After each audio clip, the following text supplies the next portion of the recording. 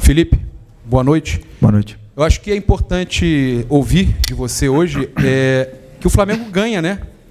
Um reforço. O Alan, uma grande partida do Alan.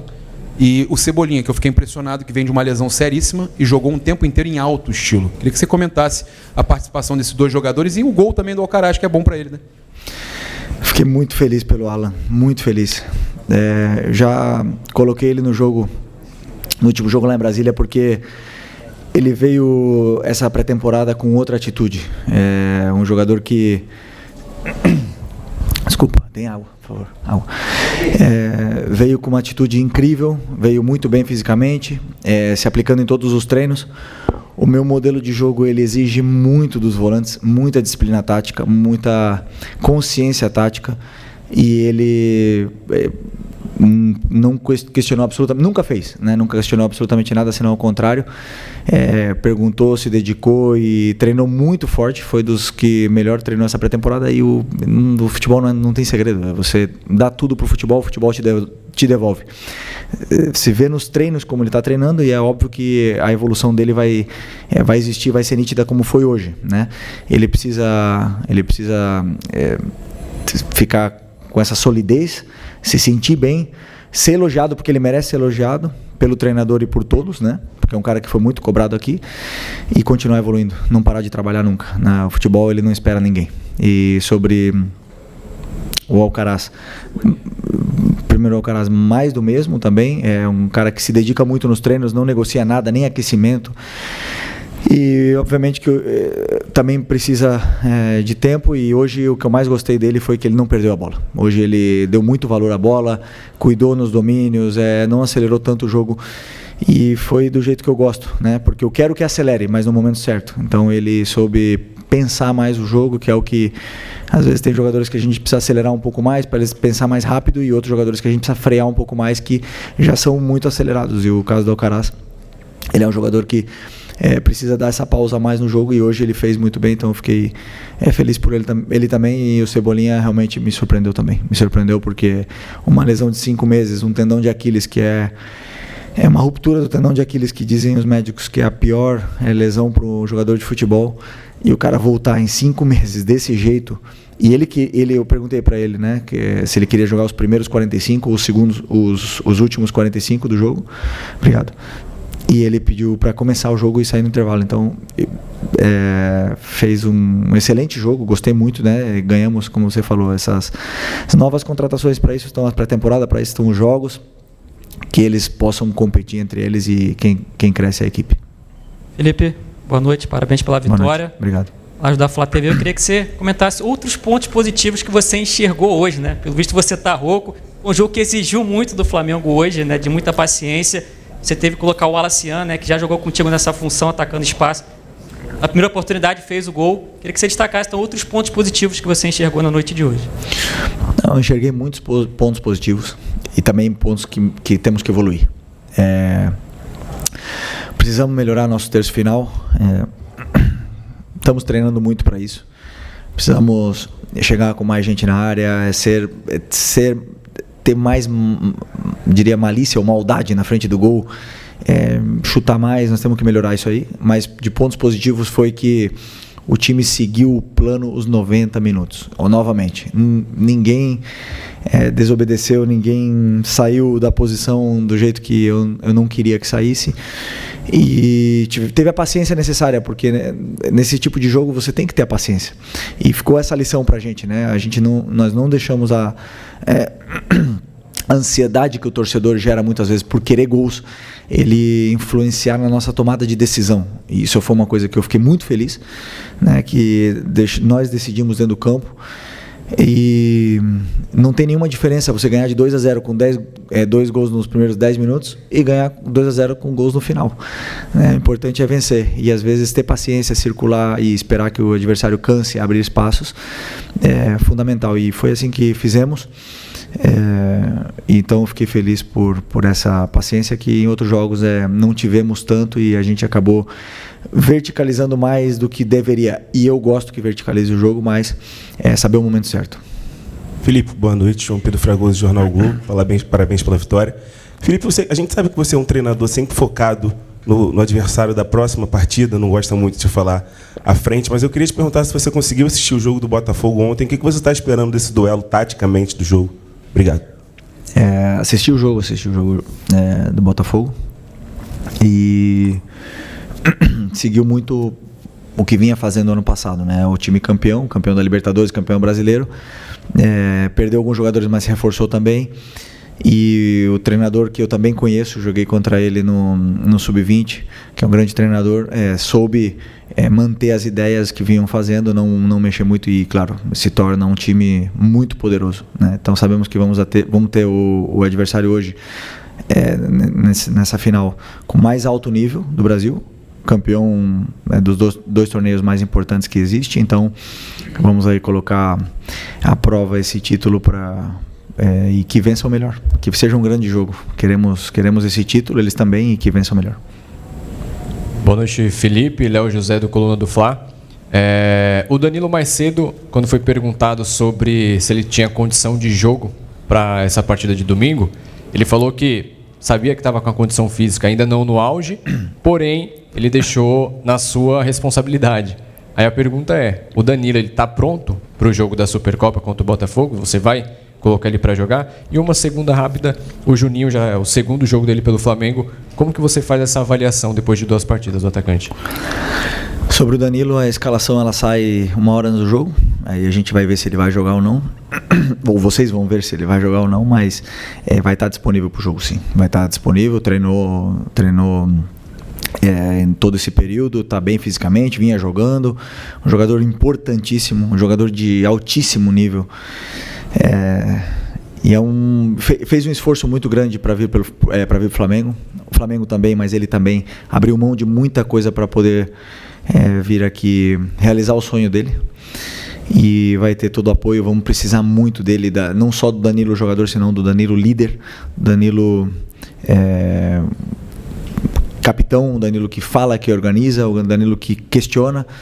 Esse cara que eu conheço, que eu conhecia como companheiro na seleção, que eu conheço como capitão da Juventus e que agora vem para o Flamengo e a potencializar ainda mais esses jogadores e colocar dúvida na cabeça do treinador e também pressão no Léo Ortiz e no Léo Pereira.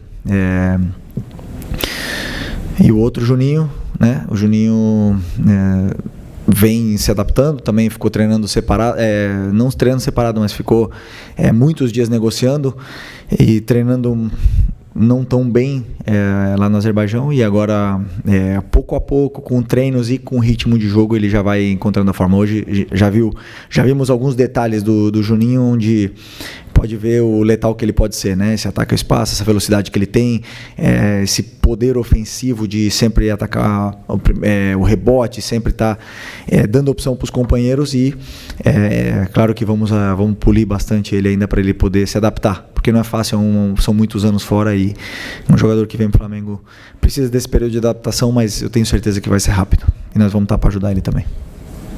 Felipe, boa noite. Boa noite. Parabéns pela vitória. Felipe, um assunto que foi pouco comentado essa semana, mas o Flamengo tem 24 horas a menos de descanso que o Botafogo por uma final, em que os dois têm praticamente teria que ter a mesma condição de jogo, mesma distância daqui para Belém, uma viagem longa.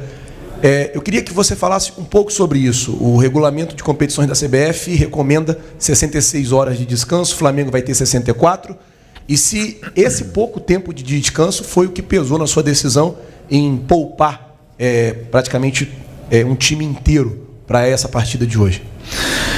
A decisão foi por causa do jogo, né? Eu nem pensei que o Botafogo ia ter um dia mais de descanso, mas provavelmente se o jogo tivesse sido ontem, pode ser que eu tivesse tomado outras decisões em começar com o time,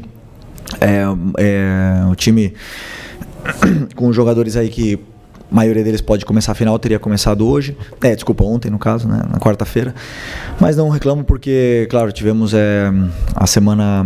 final de semana para jogar e a semana para treinar, e os jogadores que jogaram hoje, temos 3 dias até o jogo, então com certeza não vai ser a recuperação ideal, mas eu acredito que eles precisavam dos minutos para poder entrar na forma física, entendeu? Porque todo um planejamento de treinamento e tal, então também precisa 2 minutos de jogo para eles ficarem de forma ótima para poder competir essa final. Eu acredito que o grupo se encontra amanhã de novo e vamos chegar no domingo de maneira ótima. Mas pode-se dizer que não sei porque foi feito isso, mas pode-se dizer que a minha decisão teria sido outra se tivesse sido o jogo ontem. Oi, Felipe, boa noite. Boa noite. Sérgio Lobo, TV Globo. Vou fazer 2 colocações, mas vou fazer as perguntas separadas. Uma você já até respondeu um pouquinho, que é sobre o Leiria, que é um técnico tão jovem quanto você. Vocês vão se enfrentar valendo a primeira taça, o primeiro troféu, né? Abrindo a temporada do futebol brasileiro. E no único jogo que vocês se enfrentaram, que foi pelo Brasileiro Sub-20 ano passado, foi na Gávea. O Flamengo venceu, comandado por você, por 2-1. Queria que você falasse um pouquinho sobre isso. Vocês são 2 jovens, estão galgando aí, dirigindo 2 times extraordinários, né? Você no Flamengo, ele no Botafogo, campeoníssimo, tendo aí sido campeão da América. E se você conhece um pouquinho aí de como ele trabalha, como é que é o funcionamento de time dirigido por ele. Jogamos 2 jogos contra, né? No Carioca Sub-20 também. Só que no Carioca ele tinha acabado de assumir, ele estava há poucos dias no Sub-20 e nós nos enfrentamos 2 vezes. E uma ideia de jogo bem clara, ele também sabe a minha ideia, né? Obviamente a gente se enfrentou e nos estudamos, mas são daquele jogo do Sub-20, até agora são jogadores diferentes, são momentos diferentes para os 2. E que bom que são 2 treinadores jovens que estão aí abrindo espaço aí, né, nesse mercado tão complicado e tão competitivo como é os dos treinadores de futebol. Mas se vê uma ideia muito clara nos times dele, uma ideia que um cara que quer propor jogo sempre, quer ser dominante então esperamos que seja um grande espetáculo e que os verdadeiros protagonistas sejam os jogadores e mais ninguém. Okay? Aqui Felipe, boa noite. Marcos Martinho, do canal da QSRN. Eu queria um pouco mais da sua análise sobre a partida do Alcaraz, com um pouco mais de ênfase na questão do posicionamento e nos recortes do primeiro para o segundo tempo, né? Nós temos no primeiro tempo ele sendo a referência criativa do Flamengo, teoricamente, no meio campo, um pouco mais avançado. Com a presença do Arrascaeta no segundo, acaba que o posicionamento dele varia um pouco mais, participa um pouco mais do jogo vindo mais de trás. E na análise parcial da torcida, existe a possibilidade dele render mais, vindo mais de trás no meio campo do que um pouco mais avançado. Como você avalia esse contexto tático inserido no Alcaraz? Como eu falei, primeiro eu achei que ele fez o melhor jogo dele para mim aqui. Teve todo o timing do mundo de escolher as jogadas certas, dominou sempre certo, deu prioridade a não perder a bola, deu sequência nas jogadas, as bolas que vinham difíceis, ele conseguia dominar e fazer ela boa para o próximo companheiro. Isso foi muito importante, porque eu lembro no ano passado, era um jogador que já dominava sempre acelerando e muitas vezes não monitorava bem o que estava atrás e acabava perdendo bola. Que, como eu repito, eu gosto que o jogador gire entre linhas, que ele domine, mas que existe um momento certo de fazer, né? E não todas as vezes. E a gente conversou e hoje ele teve muito bem, ele leu muito bem esse time, o momento de acelerar e o momento de não acelerar. Então eu gostei muito do jogo dele. Eu, treinador, não me importo pelo que os outros falam. Eu sei o que eu peço para ele, a função que ele tem que desempenhar no campo e se ele faz o que eu quero e a torcida não gosta, azar. Ele está fazendo o que eu quero e eu vou defender ele até o final. E hoje foi assim. Então, no primeiro tempo ele jogou assim, mais na meia esquerda, que é mais ou menos a função que ele jogava, que ele gosta de jogar, que é um 4-3-3, né? Ele jogando mais avançado como médio, só que a gente joga 4-4-2. Então ele só tem que, a única coisa é que ele tem que se converter em atacante em alguns momentos do jogo, e ele fez bem. No segundo tempo, já com a Arrascaeta, somamos mais um homem por dentro, tentamos abrir mais os laterais para ganhar mais um homem no ataque, que eu quero que meus laterais passem. E ele continuou bem, continuou dando sequência nas jogadas, continuou acelerando, teve chance de fazer gol, fez uma linda jogada, depois acabou sendo premiado com um gol de cabeça. Então, como eu falei, eu fiquei feliz com o jogo dele pela evolução que ele teve. Sabemos que podemos esperar muito mais dele pelo jogador, pelo talento que ele tem e pela intensidade que ele impõe no jogo. Então, a hora que ele começar a se sentir melhor, com mais confiança, com mais calma, eu tenho certeza que ele vai evoluir muito. Felipe, boa noite. Boa noite. Nos 2 gols, foram oriundos de bola parada. O que chamou a atenção é que no primeiro gol do Alacian já havia acontecido 2 tentativas do Luiz Araújo, também na cobrança curta, na primeira trave, e no segundo gol, uma articulação curta do lado esquerdo, com Arrascaeta e Luiz Araújo. Né? Até que ponto a importância dessas alternativas diante de um adversário que, claramente, tem uma proposta defensiva. E até, já fazendo uma projeção para a Supercopa do Brasil, como é que você entende que será o comportamento, ou você acredita que será o comportamento do Botafogo? Se você acredita que o Flamengo terá um pouco mais de espaço, o Botafogo vai tentar propor um pouco mais o jogo. Sobre a bola parada, obviamente que para fazer gol de bola parada, você tem que ter um grande batedor e bons cabeceadores, né? E a concentração total ali, e depois tem um adversário que defende bem. O Luiz é um excelente batedor de escanteio, de falta, e um cara que tem muita assistência, né? E ele fez essas jogadas e acabou saindo gol. No futebol, com o time fechado, você tem várias formas de fazer gol: chutando de fora da área, cruzando, triangulando, atacando o espaço, de escanteio, várias formas de fazer gol, e o escanteio é uma delas. Então usamos todos os nossos recursos, acabou a bola entrando em jogadas de bola parada, que também é uma fase do jogo importante, e acabamos vencendo o jogo assim. Então também fiquei feliz pela concentração deles, né, que eles tiveram. Isso, segunda pergunta. Sobre se você acha que o Botafogo... O Botafogo. O Botafogo, claro, um rival com tanta qualidade, um adversário com tanta qualidade, obviamente que vão ter a bola em alguns momentos do jogo, vão ter mais a bola em alguns momentos do jogo, e nós vamos ficar alguns momentos sem a bola. Queremos pressionar sempre? Claro que sim, vamos tentar pressionar sempre, vamos tentar ser sempre com imposição, mas o adversário tem muita qualidade, sabendo disso, e nós vamos usar todas as nossas armas para poder ser dominantes do jogo e levar o jogo onde a gente quer, um terreno que a gente quer. Eles também vão pressionar a gente, eles também vão tentar ter a bola, e aí, que eu falei antes, que vença o melhor, que os protagonistas sejam os jogadores, e que eles possam estar, os nossos, né, estejam num grande dia para poder conquistar esse título que é muito especial. Oi, Felipe, aqui, tudo bem? Parabéns pela vitória, David Sharp, do Antenados na Jogada. Vou fazer uma pergunta mais tática, porque você mesmo disse muito bem, o Flamengo tem muitas opções, não só em quantidade, mas também jogadores que fazem várias funções, né? E eu percebo que quando o Flamengo está com a bola saindo para o campo de ataque, tem os 2 zagueiros, os 2 volantes, e aí na frente, dependendo se tem os pontas, né? Depende se tem 2 meias, os laterais acompanham ou na linha dos meias ou lá na frente, né? Na linha dos atacantes. Eu queria entender se você prefere exatamente jogar com 2 meias ou prefere jogar como hoje, jogou com os 2 pontas. Como é que você prefere jogar, e se tem também a possibilidade do Danilo fazer uma trinca ali de zagueiro, sendo como líbero, sendo pela direita? Como é que você prefere? Como é que a sua preferência como é? Se você puder falar um pouco também do Lohan, que teve no banco hoje, não entrou. Só eu queria entender um pouco mais a tua pergunta, que foi boa. Você fala se eu prefiro jogar com 2 meias ou 2 pontas. E como eu joguei hoje? Só para Não, como você jogou hoje com 2 pontas, com o Matheus e com o Matheus. Isso, tá, ok. Boa. Não, tá. Tava lembrando, mas o Matheus jogou por dentro. É que o Matheus jogou por dentro, como meia, né? Achei que ele estava bem, mas não está tanto. Não, sim. Não, o Matheus é ponta, realmente ele é ponta, mas ele jogou mais por dentro no jogo, só que ele estava sendo determinante por fora. Então eu optei por deixar ele aberto e tentar ocupar esse corredor com ele, com o Varela, né? E ele estava sendo determinante, e é mais por fora, onde ele tem mais esse 1 contra 1, e a gente estava dando tempo para ele conseguir desequilibrar. Eu acho que vai muito em função do que o adversário apresenta. Então, tem adversários que fecham mais por dentro e deixam você jogar mais por fora. Então, aí vão aparecer os pontas, ou até mesmo nossos meias caindo na ponta.